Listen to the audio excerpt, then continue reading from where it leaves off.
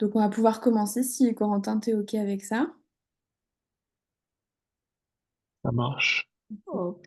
Alors, attends, Une petite phrase d'introduction. Donc bonjour à tous, merci beaucoup d'être là pour ce 11e webinaire ce soir, pour lequel on va s'intéresser au rugby fauteuil avec Corentin Le Guen qui va pouvoir ensuite se présenter et nous expliquer un peu ce que c'est que cette discipline. Je te laisse la parole. Bonjour à toutes et à tous. Merci beaucoup, Manon. Comme tu l'as dit, donc je m'appelle Corentin Le Gouen et je fais du rugby fauteuil à haut niveau puisque je suis en équipe de France depuis 2015 maintenant. Euh, je parlerai du rugby fauteuil un peu après et puis j'ai quelques vidéos à montrer, mais Pour, euh, avant de parler de tout ça, je pense que c'est important de parler un peu de mon parcours, puisque j'ai pas fait du rugby fauteuil toute ma vie. J'étais rugbyman valide et j'ai eu un accident de rugby en 2009 alors que j'avais 15 ans. Je venais d'intégrer le pôle espoir rugby à Dijon. Et puis un mois et demi après l'intégration du pôle, un mot après une touche qui s'est effondrée et mes cervicales, donc C5, C6 ont été touchés donc je suis tétraplégique. Et puis s'en est suivi quelques mois de rééducation puisque j'ai pas fait une année complète. J'ai fait donc de novembre à fin octobre à début mai au centre de rééducation de l'hôpital à Dijon, au CCR. Et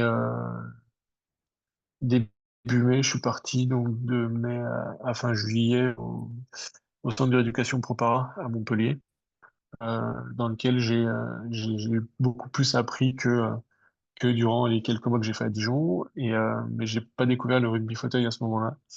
Après cette éducation où j'ai appris un peu les bases en fait des transferts, je suis rentré chez moi, donc chez mes parents à l'époque, et c'est là où j'ai commencé à faire ma rééducation un peu solo, à savoir que j'étais au lycée quand c'est arrivé, je venais de rentrer en seconde, j'ai pas fait de seconde, je suis passé sur une première S à la rentrée de septembre. Pour ensuite me diriger vers une terminale ES, puisque première S sans avoir fait trop de secondes, c'était un peu compliqué. Vous devez le savoir. Et du coup, donc après être rentré, j'ai repris les cours et concilier un peu ma rééducation à la maison et les cours, c'était assez compliqué puisque le fait de se lever très tôt, enchaîner les cours, etc., c'était assez fatigant. Et puis en fait, au mois de décembre 2010, j'ai découvert le rugby fauteuil. Alors pas du tout par l'intermédiaire d'un médecin éducateur ou quoi que ce soit, tout simplement par l'intermédiaire d'un joueur de rugby fauteuil, un joueur qui joue encore d'ailleurs, Adrien Chalmin, qui est encore avec moi en équipe de France, qui est de Clermont-Ferrand. Et donc Adrien m'a un peu présenté le rugby fauteuil. Il est venu chez moi, il m'a montré un peu tous ces tips pour l'autonomie. Et puis s'en est suivi en fait une création du club donc des Black Shares à Nuit-Saint-Georges en juin 2011, puisque j'ai de suite accroché, de suite accroché sur le rugby fauteuil. Et, euh, et alors, petite question de Thomas. Alors, j'ai rencontré Adrien donc, par l'intermédiaire de Didier Retière, qui à l'époque était l'entraîneur des avants de l'équipe de France de rugby, qui était un très bon ami de de ma famille. Et Didier, d'entraîner, avant de coacher cette équipe de France, il coachait les moins de 20 au Pôle France. Et Adrien, juste avant son accident, il a eu son accident. Juste avant son accident, pardon, il était sous les ordres de Didier. Et Adrien a eu un accident donc de rugby également à Clermont-Ferrand, alors qu'il venait de passer pro. Alors non, c'était à Vannes, mais il venait de passer pro à Clermont-Ferrand. Et Didier nous a mis en relation, puisque voilà, il savait que déjà qu'on s'entendrait bien, puisque deux anciens rugbymen ensemble, ça fait souvent bon ménage. Et puis surtout que voilà, j'étais absolument à la recherche d'un sport déjà qui m'était accessible, puisque le basket fauteuil c'était trop compliqué. J'avais fait un peu de natation et c'était également pas du tout ma tasse de thé, puisque enfin voilà, moi ce qui me plaisait c'était vraiment le sport d'équipe et de contact. Et puis bah, le rugby fauteuil ça a été un peu la révélation. Donc comme je disais au mois de juin 2011, on a la création du club des Black Shares à Nuit-Saint-Georges avec bah, à l'aide de mes proches, on décide de créer cette équipe de rugby fauteuil, puisqu'il n'y avait aucune équipe de rugby fauteuil dans les coins. Les équipes les plus proches, c'était soit Clermont, Bourgoin ou alors Paris. Et puis bah, à l'époque, comme j'étais pas du tout autonome, en plus j'étais mineur, euh, réfléchir à déménager, c'était pas possible, puisque bah, en plus mes parents, mon père a un domaine viticole à côté de Nuit-Saint-Georges, donc enfin, la question se posait absolument pas. Donc on s'est dit, bah, pourquoi pas créer un club, en tout cas une équipe de rugby fauteuil à Nuit. Et puis donc depuis 2011, 2011 ça a été, enfin, ça tourne. Et en 2015, donc comme je disais, j'ai intégré l'équipe de France un peu par chance, puisque pour les championnats d'Europe B, à l'époque, l'équipe de France était pas au niveau à laquelle elle est actuellement, mais donc pour partir au championnat d'Europe B, un joueur se blesse, enfin un escar, et je suis appelé un peu, enfin une semaine avant de partir. Euh, et puis donc à l'époque, on parlera de classification aussi tout à l'heure, mais à l'époque j'avais une classification qui était pas du tout avantageuse pour moi. Donc voilà, l'idéal était de partir sur ce tournoi pour avoir une première classification internationale, pour voir un peu ce qu'il allait en être en fait de mon potentiel futur en équipe de France. Et donc la classification se passe très bien, on est champion d'Europe. Adrien Chalmin, qui à l'époque enfin qui jouait déjà dans cette équipe, se casse le doigt et impossibilité pour lui de jouer à partir du premier match. Donc j'ai pris sa place à partir de ce moment-là sur ce tournoi et ça a été voilà ma première sélection sur un gros tournoi, enfin en tout cas sur un tournoi majeur. Et puis ça en est suivi bah, d'autres championnats d'Europe avec des résultats pas dingues. Les Jeux paralympiques de Rio en 2016, les Jeux paralympiques également de Tokyo en 2021, puisque ça devait être en 2020, mais avec le Covid, ça a été décalé. Et puis avec l'équipe de France, on est double champion d'Europe. On gagne donc la finale des championnats d'Europe en 2022 et en 2023 face à la Grande-Bretagne, qui est l'équipe championne paralympique en titre. Donc voilà, ça a été une grosse progression en tout cas de la part de l'équipe de France, puisque sur les précédents championnats d'Europe, on terminait toujours troisième, quatrième. Enfin voilà, on était vraiment à un niveau en dessous des autres nations.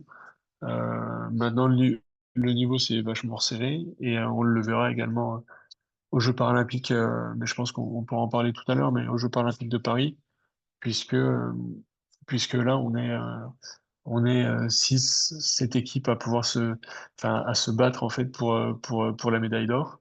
On est vraiment cette équipe à se tenir à très peu, à un point à chaque fin de match. Cette équipe sur huit. Donc, potentiellement, voilà, on peut être sur le podium comme en dessous, mais l'objectif, clairement, c'est le podium et pourquoi pas la plus belle médaille.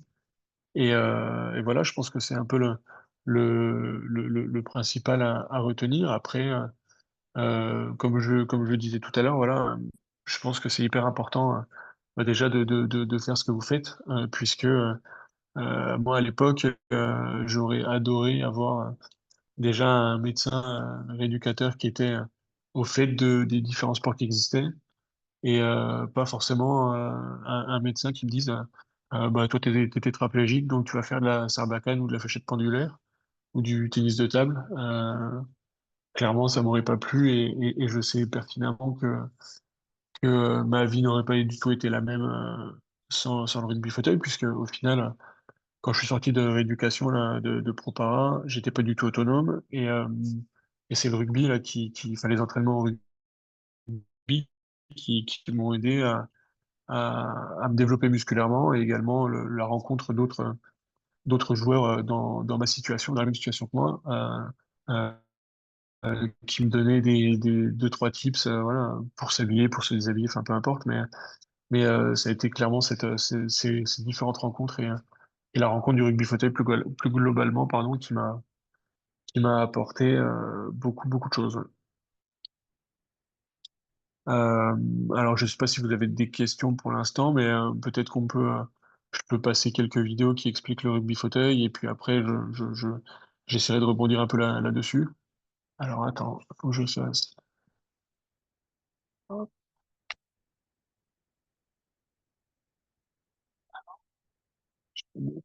Je vais passer une première vidéo qui explique le rugby fauteuil. Alors, c'est un peu enfantin, puisque c'est une vidéo qui a été faite pour les Jeux de Tokyo, et principalement, en fait, pour apprendre le rugby fauteuil aux plus jeunes. Le comité paralympique qui a créé ça. Et après, je vous passerai deux autres petites vidéos. Une vidéo qui retrace un des matchs de l'équipe de France aux Jeux de Tokyo face à l'Australie. Et, et puis un tout petit extrait des Championnats d'Europe 2022 pour gagner. Voilà.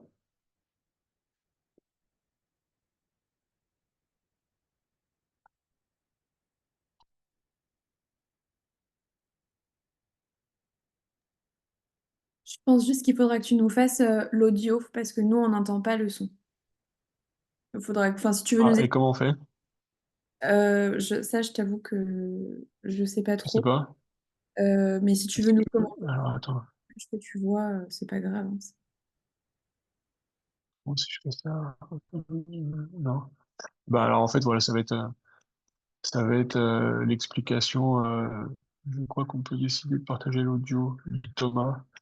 Mais alors, à côté du partage d'écran, bah en fait là j'ai New Share, euh, One Participant can share at a time. Tac, tac. Non, j'ai pas.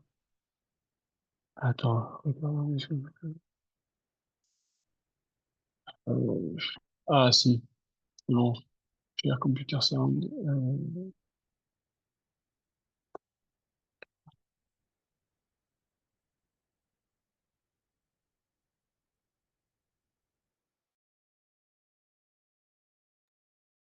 Belgique n'arrivait pas à s'imposer au basket fauteuil. Alors ils ont inventé le rugby fauteuil. On l'appelle aussi le murder ball. Bon, vous entendez ou pas? Oui, c'était nickel, merci. Ok, bon, bah écoute, je le remets depuis le début. En plus, conversation. Merci Thomas pour ton aide.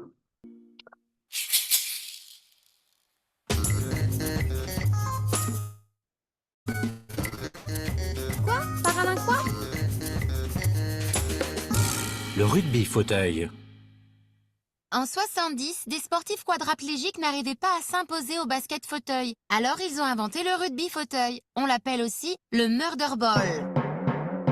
Les dimensions du terrain sont les mêmes qu'au basket. On marque des buts en franchissant la zone d'essai avec le ballon.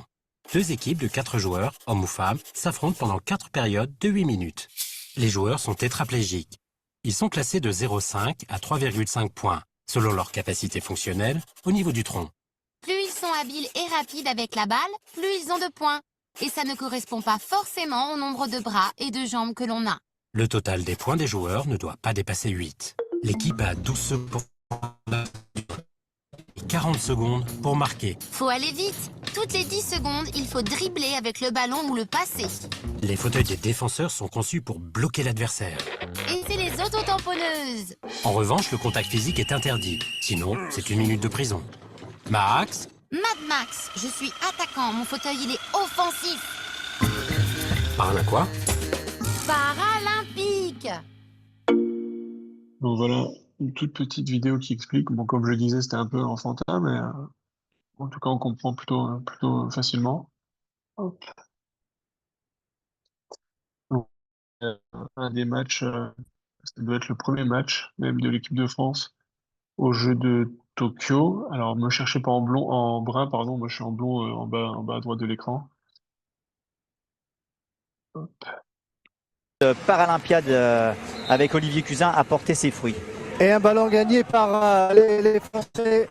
Le bon jeu là de Guy avec Jonathan Hiverna tout de suite en action. Jonathan Hiverna, voilà, qui a lâché son ballon pour pouvoir le garder. On essaie de le bloquer à deux. Ça, c'est la tactique des Australiens pour bloquer le meilleur joueur français. Allez, bon bloc là de Corentin. Là, il y a une passe à faire pour Salegui qui était là-bas, mais Hiverna, il profite du bloc de Salegui pour inscrire le premier point de l'équipe de France. Super belle action. Et puis les spécialistes auront tout de suite vu que parmi le 4 qui est aligné pour l'Australie, eh bien tout le monde n'est pas là. Les deux équipes à forces égales sur joli. Sur le parquet. La bonne passe là pour Salegui. Attention, retour de Bat. Hop. Et Bat qui a fait gicler le ballon des bras de Salegui. Quelle action défensive de Bat. Ça, c'est un premier tournant du match. Christophe Salegui, il ne s'est pas méfié. Et Bat en vitesse qui lui enlève le contrôle du ballon. Ballon non contrôlé sur la ligne égale point non confirmé.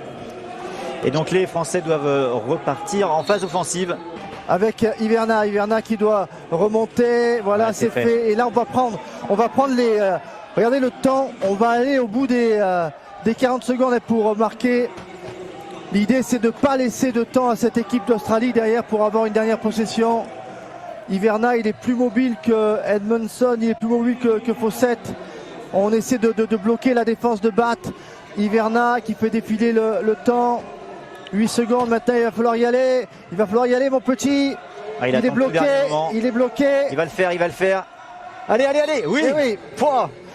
Allez, bonne chance. Et les Français qui mènent 13-12 à l'issue du premier quart-temps. C'est bien parti. Voilà ce qu'on espérait. Voilà, c'est des petites fautes qui vont peut-être faire la différence avec un ballon pour Corentin. Corentin qui est pris par Riley Bat. Et voilà, premier ballon perdu par les Français. C'est peut-être un tournant du match là. Avec le ballon perdu par Verdun. Et ça fait 21-20 pour la première fois de la partie. L'équipe de France est menée par l'équipe d'Australie. Jayden Warne. On va essayer de le bloquer. Ballon pour Riley Bat. Riley Bat face à Nankin. Et ouais, on va aller au bout du bout là. Pour laisser une misère à l'équipe de France. L'objectif refermé dans les dernières secondes. Et ouais, la bonne passe.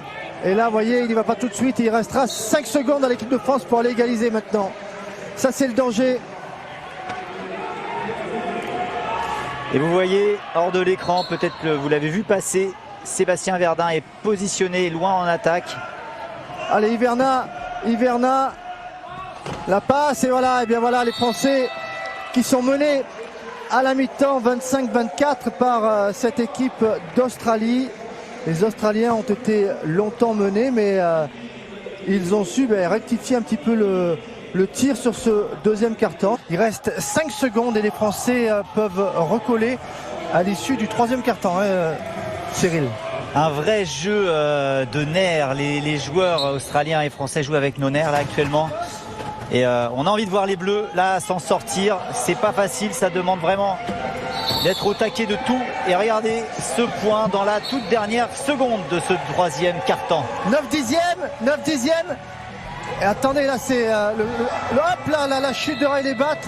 Mais de toutes les manières, le chrono n'était pas reparti. Alors c'est curieux. Non, il faut qu'il soit touché. Le chrono repart quand le ballon est touché. Riley Bat qui... alors est-ce que le point a été validé ou pas? En tous les cas, a priori non. 2 points d'avance pour l'Australie et une possession à nouveau. C'est une phase où on peut avoir 3 points d'avance du côté australien. Et voilà Riley Bat à nouveau. 44-41. Ça va mal pour l'équipe de France qui craque un tout petit peu en fin de match. Après avoir tenu tête pendant quasiment toute la partie. Pendant 3 quarts-temps et demi, les Français ont joué les yeux dans les yeux avec les Australiens. Mais en 2 actions, les Australiens qui se mettent à l'abri, s'offrent un petit capital. Là encore la défense de Riley Bat. Attention, oui, il y va. Riley Bat, attention, retour en zone, non. Et Riley Bat qui va s'en sortir.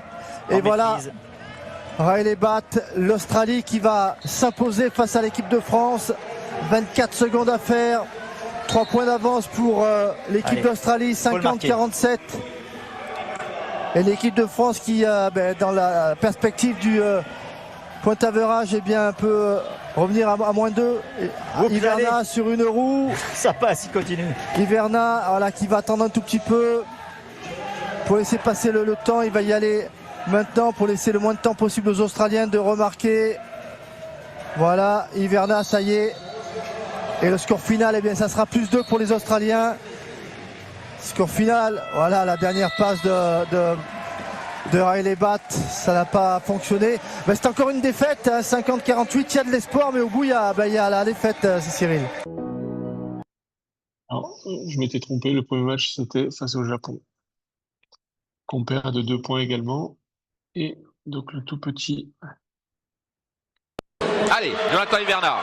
Ah, ça, c'est bien. Sébastien Verdun qui va prendre son temps, mais qui va parce qu'il y a une Britannique derrière. Merveilleux. Wow, Sébastien. Oui, Cédric. Cédric Nankin, Cédric Nankin. qui a fait un superbe écran là. L'espace, de l'espace, de l'espace, de l'espace. Allez, devant pour Cédric Nankin. Attention Cédric. Il faut... Oh, ouais, Jonathan Allez, qui allez, place allez, le Jonathan. 44e Pas de essai chance. français. 1 minute. Allez. C'est bon. Jonathan C'est Hiverna. Allez, il reste 25 Encore un secondes. temps. Il faut gagner du temps. Faut marquer. Il y a une pénalité. La balle reste au blanc. 5, 4. Regardez, Jonathan Hiverna qui garde la balle. Et les Français sont champions d'Europe de rugby fauteuil pour la première fois de leur histoire. La France décroche ce titre continental. Quel parcours de l'équipe de France tout au long de cette semaine et quel Incroyable. finish face Incroyable. aux Britanniques. Les Britanniques qui étaient favoris C'est parce qu'ils incroyable. sont champions paralympiques et C'est champions ça. d'Europe en C'est titre. ça. C'est une performance incroyable des Français. Ah, superbe. Un Quel, revirement dans tous quel les match. 2 dernières périodes. C'est quel match? Donc, voilà un peu pour le tout. Regardez ça ouvert, hop, au cas où. Alors, maintenant, je vais faire... Comment est-ce qu'on fait pour arrêter là? Donc voilà un petit peu pour présenter le rugby fauteuil. Alors Thomas dit que c'était serré. En effet, le match là contre la Grande-Bretagne était hyper serré. Au final, contre l'Australie également. Et il faut savoir que c'est la première fois donc qu'on était à ce niveau-là, aussi bien au jeu qu'au championnat d'Europe, puisque voilà, au jeu, on n'était pas du tout attendu et on loupe la demi-finale au goal average d'1 point. Sur le dernier match, on gagne de +2 contre le Danemark, alors que idéalement, enfin, passer en demi-finale, on aurait dû gagner de +3. Donc ça a été un peu compliqué, puisque en poule, on perd de 2 points face au Japon et de 2 points face à l'Australie. Et puis après, bah, face à la Grande-Bretagne, voilà, c'était très serré en 2022. En 2023, on était bien plus facile. Donc, après, là, aux Jeux paralympiques à Paris, donc on retrouve la Grande-Bretagne en poule. On aura, si je dis pas de bêtises, l'Australie, le Danemark, la Grande-Bretagne et en face, l'autre poule, on aura États-Unis, Canada, Japon, Allemagne. Voilà. Pour parler un peu du très haut niveau.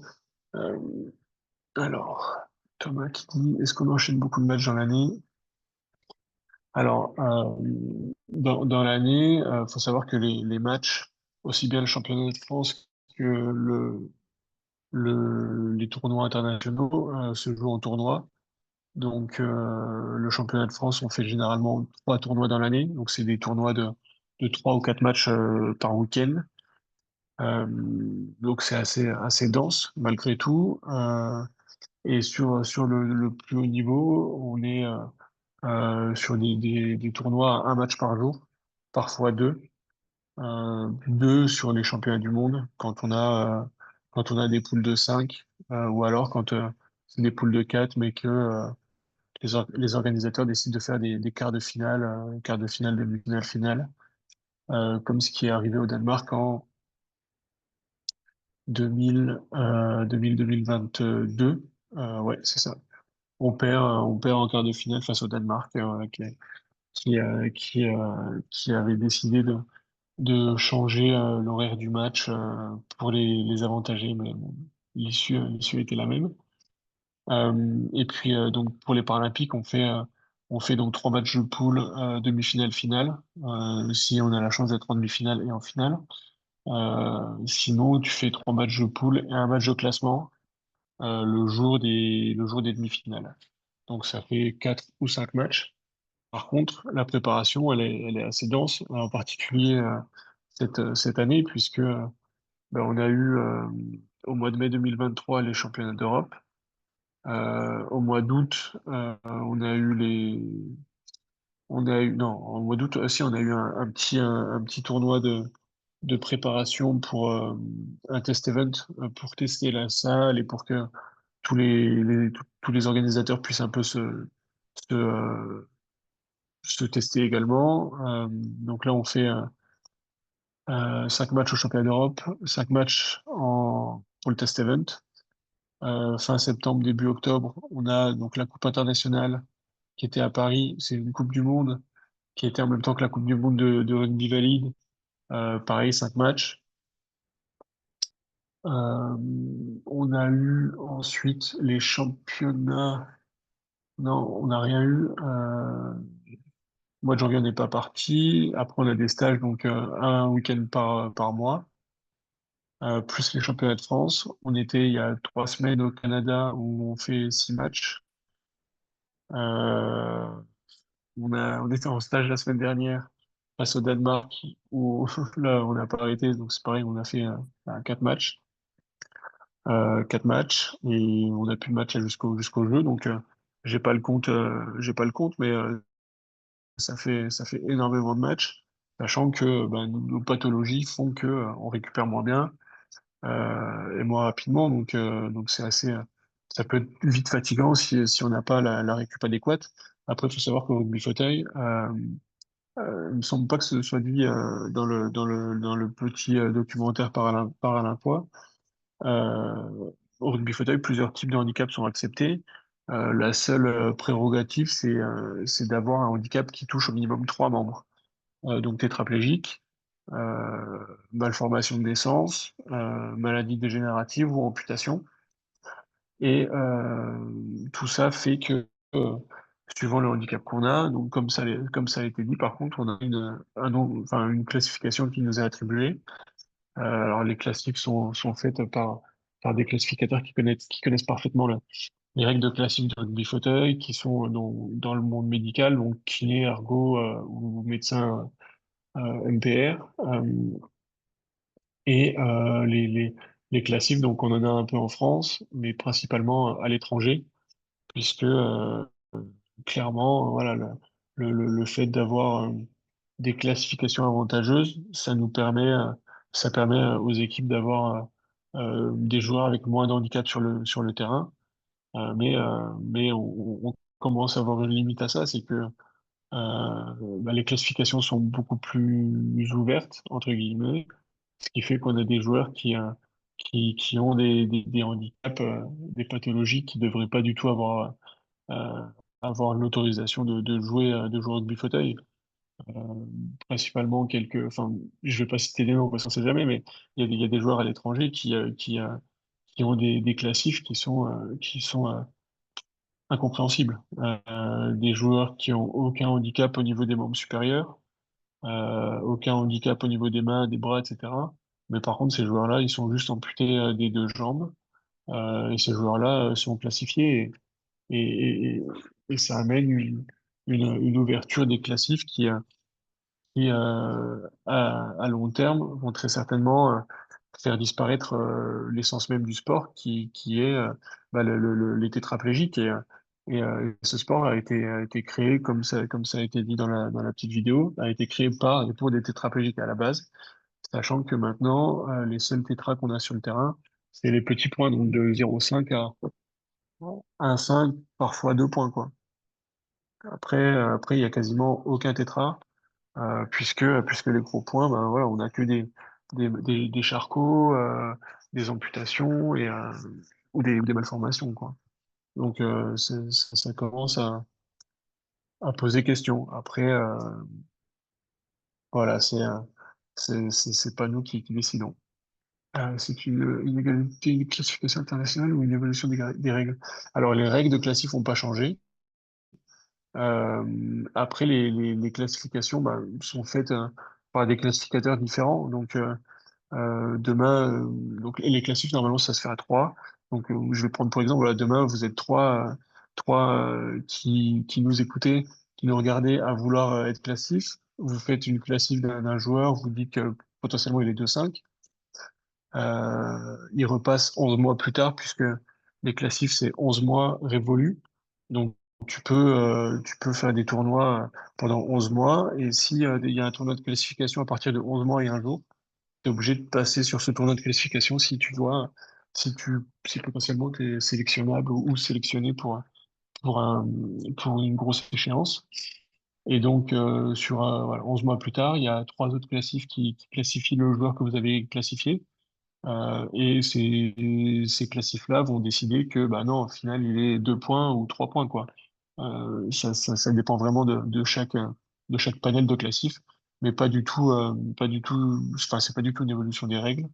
Après, après, de là à dire qu'il y a une inégalité, pardon, des classifs, oui, dans le sens où, il faudrait être classifié tout le temps par les mêmes personnes, et à ce moment-là, t'aurais toujours un panel qui connaît tous les joueurs par cœur. Seulement, c'est impossible et ça poserait question de savoir si ces classificateurs-là ont pas la main mise sur le rugby, quoi. Donc, voilà, c'est un peu compliqué, quoi. De toute façon, la question des classiques dans le parasport, c'est toujours une question un peu compliquée, que ce soit dans le rugby ou même en athlée, etc. C'est toujours assez problématique. Euh, et je prends pour exemple en athlée, il y a un athlète, donc je sais plus sur quelle discipline c'est sur de la vitesse. C'est un joueur qui joue au rugby, hein, qui au rugby était 2 points. Donc 2 points, t'as les triceps à fond, et il concourt dans une catégorie sans triceps. Donc c'est un peu, voilà, c'est sur du 100 mètres, je sais pas si c'est du 100 ou 200 mètres qu'il fait, mais sur du 100 mètres, il met la moitié de piste aux autres joueurs qui ont bah, des handicaps beaucoup plus importants que le sien. Comment s'est placée ma classification et et comment est-ce que je l'ai vécu? Alors, honnêtement, ma classif, ça a été... alors, moi, je suis 0,5 actuellement, et je suis permanent, donc j'ai eu trois classifications d'affilée au même, à la même cotation. Donc, t'es permanent après trois classifications pareilles, pardon. Tu peux prendre des protestes, mais ça c'est très compliqué. On va pas détailler ici, mais donc je suis 0,5 et ma première classif. Donc, euh, je suis arrivé sans pression puisque au final, bah déjà de un, je pensais pas du tout jouer. De deux, on savait pas trop et en plus à l'époque, on n'était pas du tout, comment dire, au fait de toutes les règles qu'il y avait. Et on était l'équipe de France qui était un peu l'équipe qui arrivait. Donc, voilà, on s'en foutait un peu de l'équipe de France. Donc, non, vraiment aucune pression. Et donc, première classification, donc je suis 0,5. Et ça a permis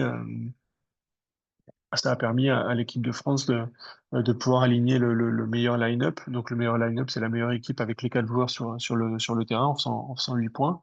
Puisqu'Adrien, à l'époque, était titulaire et comme je disais au début, il s'est cassé le doigt, donc, et puis bien cassé, donc il a été obligé d'être sur le banc pour le reste de la compétition. Et donc, au final, ça a été du bonus pour moi de pouvoir jouer et de pouvoir essayer de prendre un peu d'expérience pour mon premier tournoi.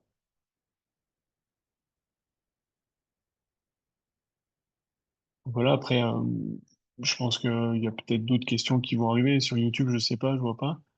Alors non, est-ce que ma classification a changé? Alors non, ma classif n'a pas changé. J'ai toujours été 0,5. Donc 0,5, c'est le joueur avec le plus de handicap sur le terrain. Euh, non, ça n'a pas changé. Euh, voilà, puis j'espère que ça restera comme ça. En tout cas, bon, pour les Jeux de Paris, il n'y a aucune chance que ça change puisqu'il n'y a plus de tournoi de classif. Et il n'y a pas de classification à Paris, en tout cas pas pour les Jeux paralympiques. Il y en a eu à Tokyo, puisqu'avec avec le Covid, il y a des tournois de classiques qui ont été annulés et c'était obligatoire d'avoir des classifs à ce moment-là. Donc voilà, le problème des classifications sur des gros tournois comme ça, c'est que les joueurs, on sait très bien qu'ils jouent pas forcément à fond. Donc ça fausse aussi les résultats, on va dire, sachant que les classifs, tu peux être classifié donc pendant tous tes matchs de poule. À partir des matchs de phase finale, la classification peut pas être protestée. Donc, imaginons, on a un joueur qu'on présente en classification sur un tournoi la Canada Cup. Euh, Nous, on pense qu'il a un point. Les classifs le mettent 1,5 points. On peut poser un protest pour que ce soit le deuxième panel qui le voit, puisque sur tous les tournois de classification, tu as deux panels de classificateurs. Et si on pose le protest avant les matchs de phase finale, ce joueur-là peut être vu, en tout cas avant le dernier match de poule, ce joueur-là peut être vu par l'autre panel et les deux panels n'ont aucune communication en rapport avec cette classification-là. Donc potentiellement, voilà, le joueur que nous on estimait à un point, il est passé à un 5 sur la première classique, potentiellement il peut passer un point sur la deuxième, quoi. Donc voilà, c'est un peu les subtilités des classifications. À titre d'exemple, les Anglais qui au Canada là, ont emmené un joueur avec une, euh, une paralysie cérébrale, mais infime. Euh, Première classification, 4 points, donc inéligible et interdiction de jouer au rugby fauteuil. Et donc, comme c'était au tout début du tournoi, les Anglais ont posé un protest. Ce joueur-là est passé en classification devant l'autre panel et il est passé 3,5. Voilà. 3,5 points. Donc voilà, c'est un peu le- comment dire, le déroulé des tournois de classification. Tu as toujours des joueurs qui passent en classif et qui sont borderline. Voilà.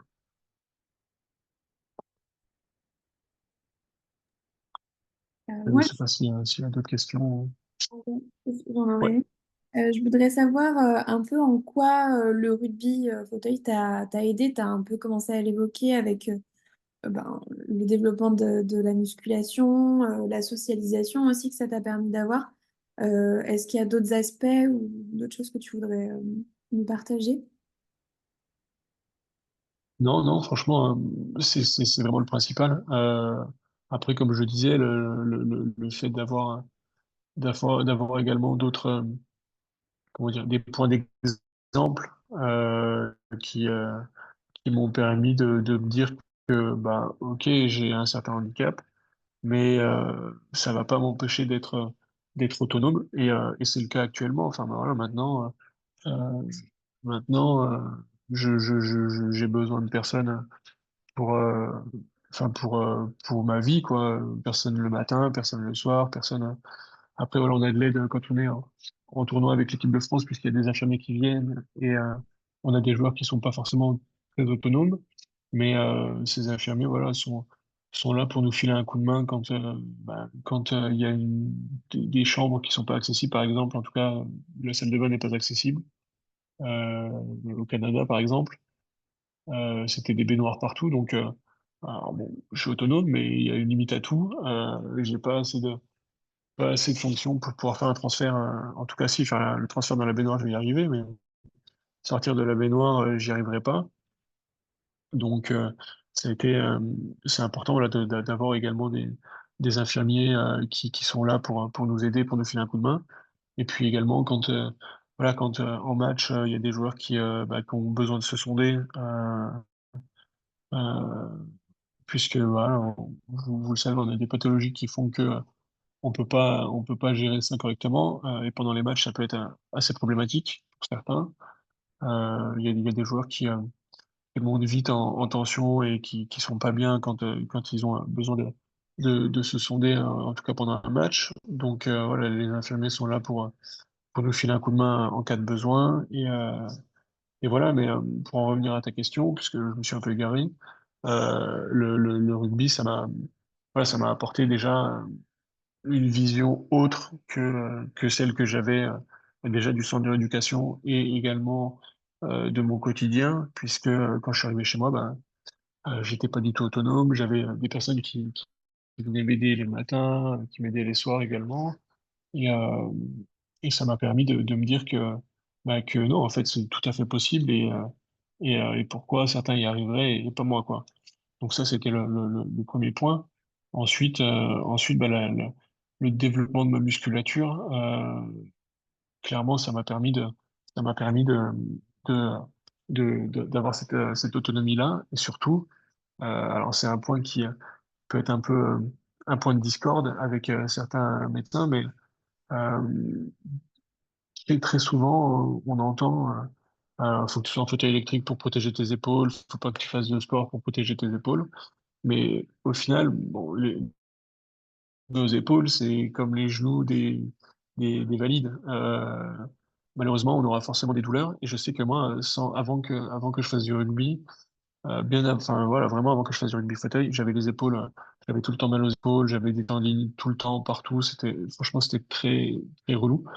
Et à partir du moment où j'ai commencé à me mettre à la musculation et au rugby fauteuil, ben, pardon, toutes ces douleurs ont disparu et j'en ai plus, quoi. Et même en étant dans des tournois assez chargés ou dans des préparations voilà, qui sont assez intenses, il n'y a plus aucune douleur, quoi, puisque la préparation physique est également forcément, elle est basée sur le haut du corps, puisque bah, il y a que ça, il y a plus que ça qui fonctionne.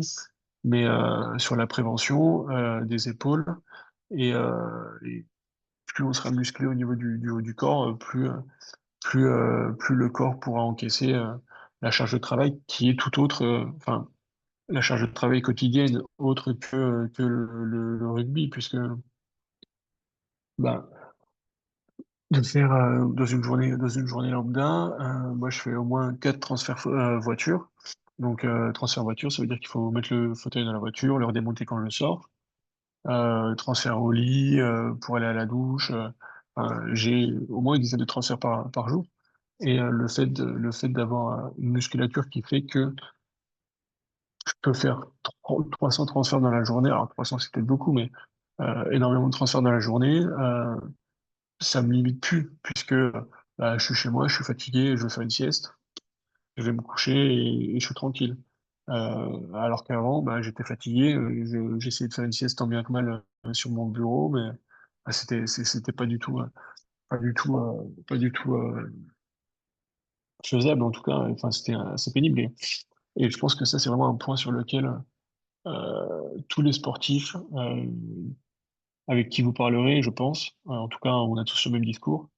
Le sport nous protège énormément les épaules et même toutes les autres articulations qui sont importantes, les poignets, etc. Alors, bien sûr, à très haut niveau, comme n'importe quel sport à très haut niveau, ça peut être traumatisant, mais en tant que sport loisir ou à un niveau correct, il n'y a enfin, aucun risque particulier qui arriverait, si ce n'est que voilà, on peut se casser un doigt en match quand on a la main le long de la roue qu'il y a un joueur qui vient nous taper dedans. Mais enfin, voilà, c'est hyper important. Et pour en revenir à ça également, aux blessures, le rugby fauteuil, c'est un vrai sport de contact.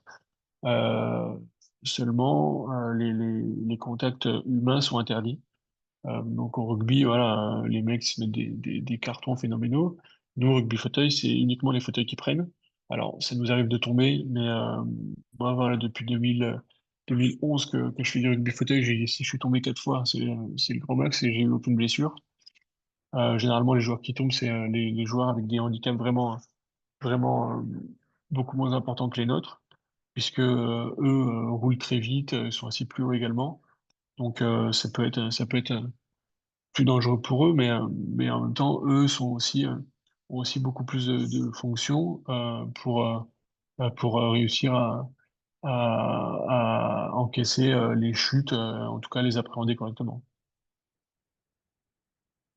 Super, merci beaucoup. Je pense que ton message est vraiment très important, qu'on entende que le sport, le parasport, permet aussi toute la prévention de ces blessures et n'est pas forcément la cause. Il peut l'être, comme tu l'as dit, évidemment, mais comme tout un chacun peut se blesser en faisant du sport ou autre chose, et que ça peut Bien être sûr. un facteur de prévention. Donc, c'est super intéressant, merci Ouais. beaucoup. Bah, c'est clair. Enfin, comme tu le disais, voilà, il y a une question de Thomas, mais comme tu le disais, enfin, tu vois, enfin, moi, j'ai eu mon accident en faisant du sport, mais j'aurais très bien pu, 2 heures après, traverser la route et me faire taper pour une bagnole, quoi. On peut pas savoir, on peut pas savoir si le sport va nous blesser, mais en tout cas, nous, au rugby fauteuil, vraiment, c'est quand même plutôt safe. Et donc Thomas disait, visiblement, tu aurais aimé découvrir le rugby fauteuil plus tôt, clairement.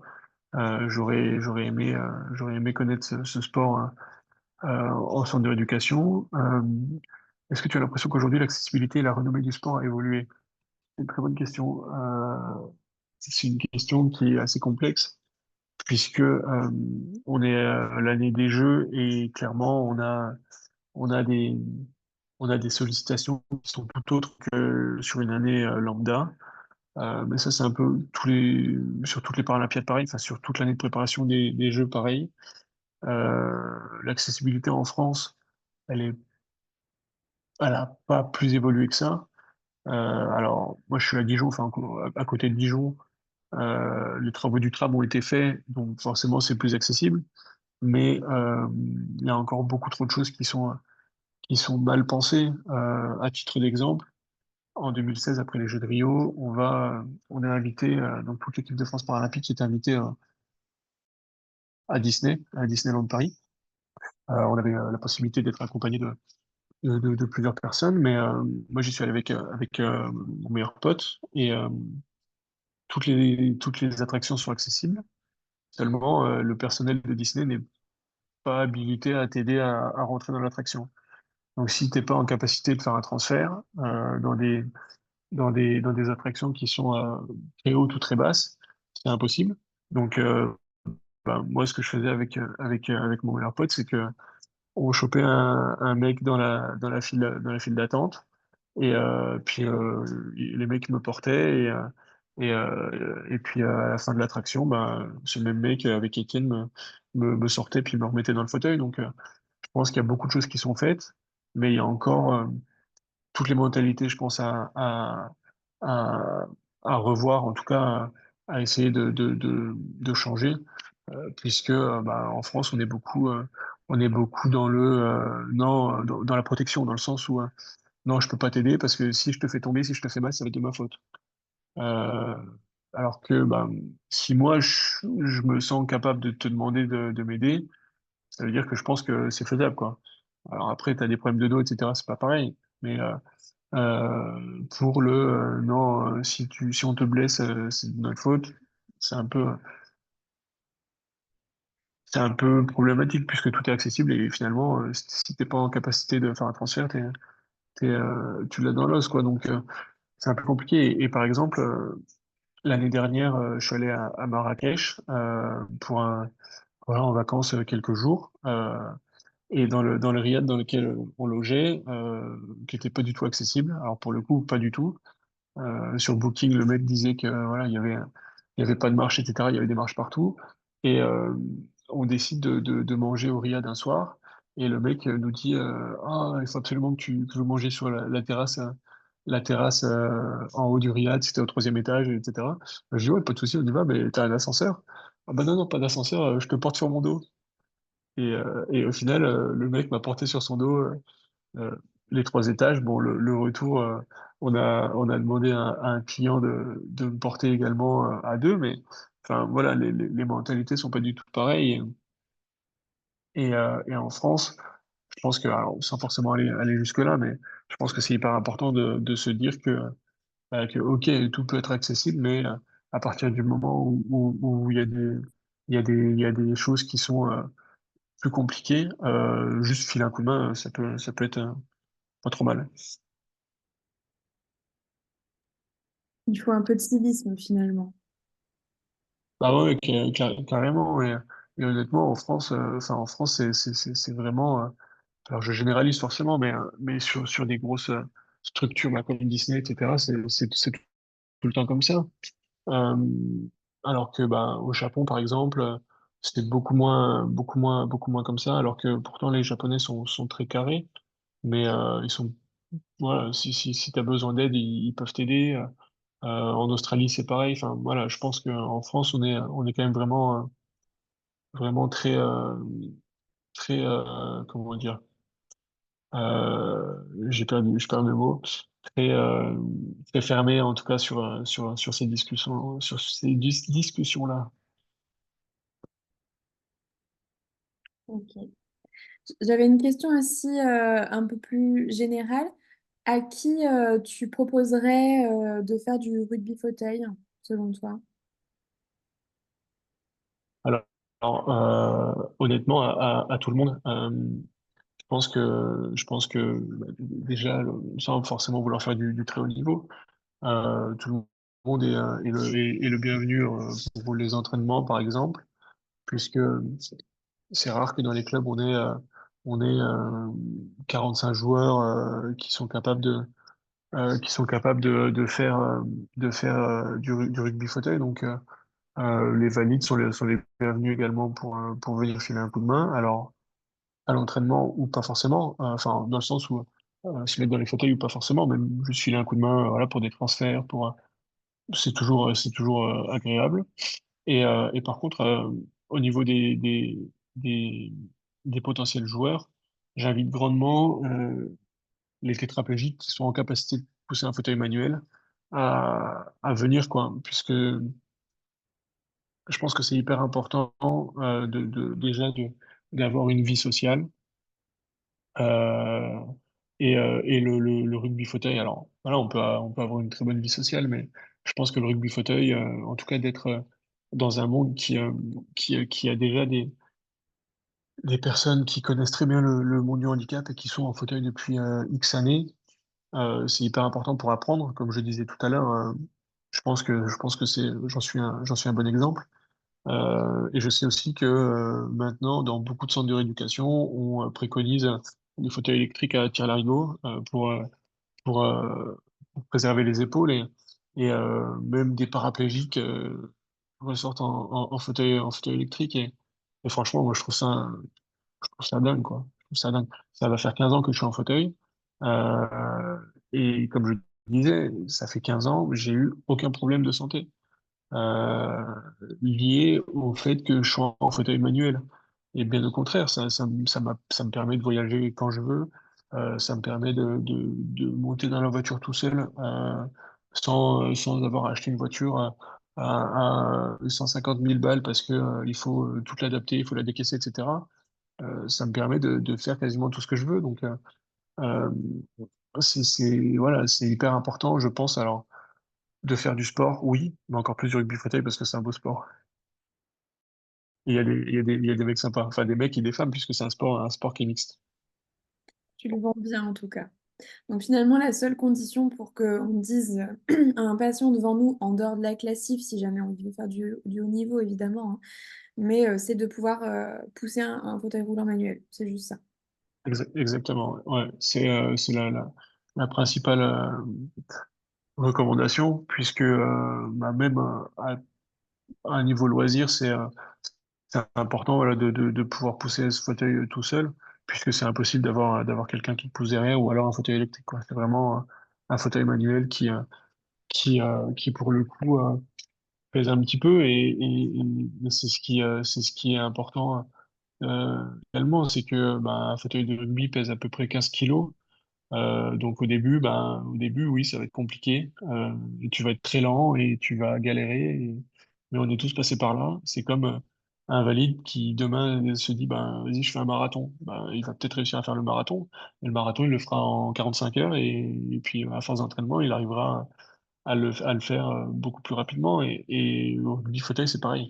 Les fauteuils, le poids des fauteuils évolue pas, mais par contre, ta musculature fera que tu auras la capacité à te mouvoir beaucoup plus facilement et après à prendre beaucoup de plaisir. Ok, super. Je sais pas si Thomas, tu avais d'autres questions que tu as pu recenser ou si d'autres personnes ont d'autres questions à poser.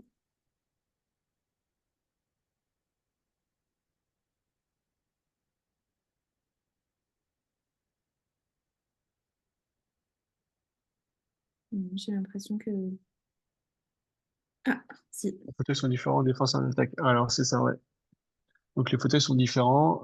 Les fauteuils défensifs, donc c'est des fauteuils, comme on le voyait sur la vidéo, c'est des fauteuils beaucoup plus longs.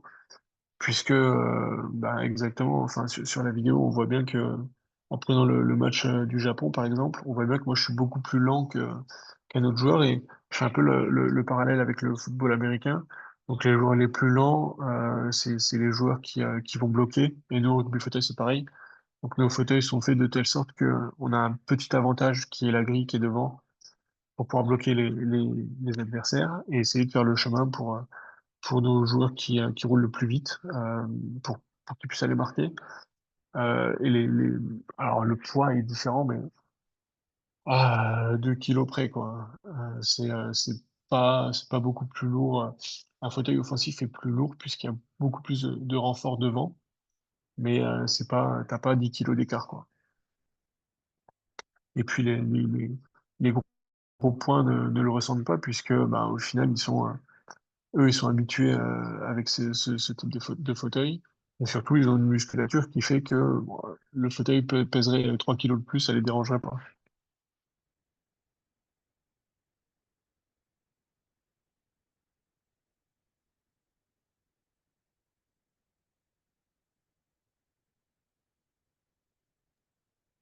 Est-ce qu'il y a d'autres questions?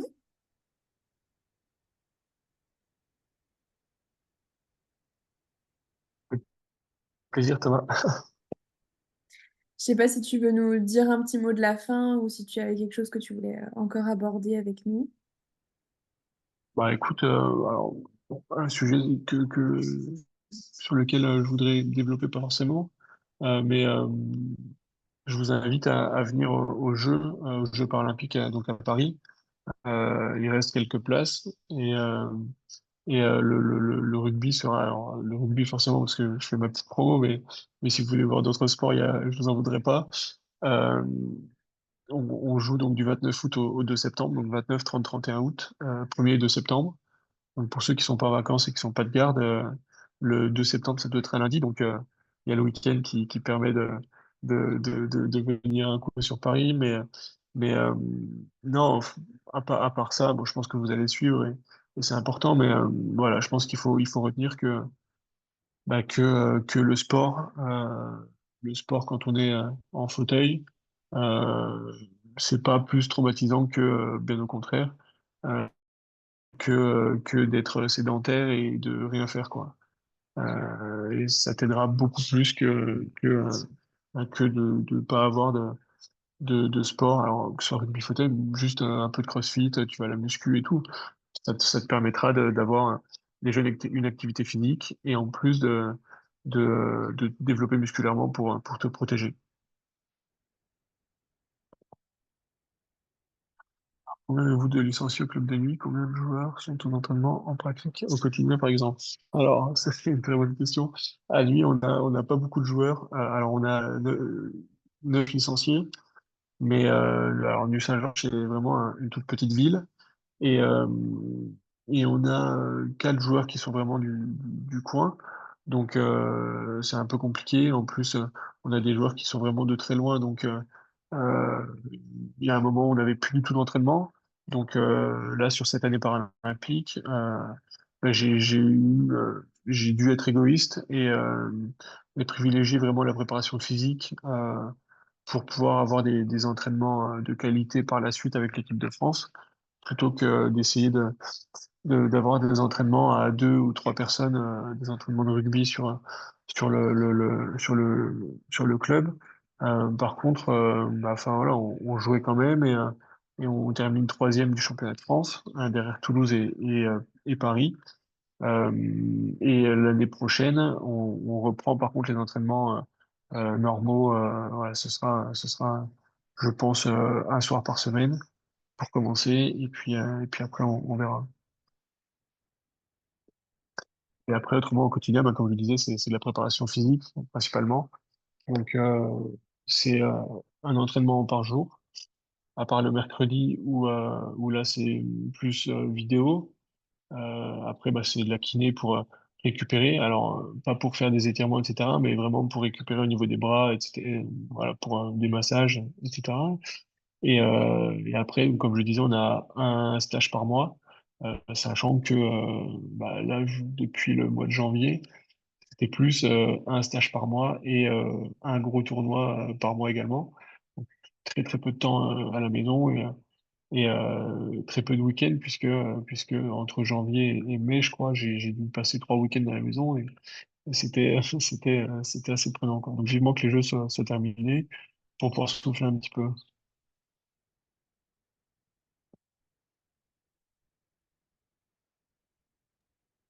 C'est vrai que c'est assez impressionnant que malgré tout, en fait, ce que les gens pourraient penser, pardon, ben, vous avez une préparation comme un athlète qui participe au JO. Il n'y a pas de différence particulière, quoi.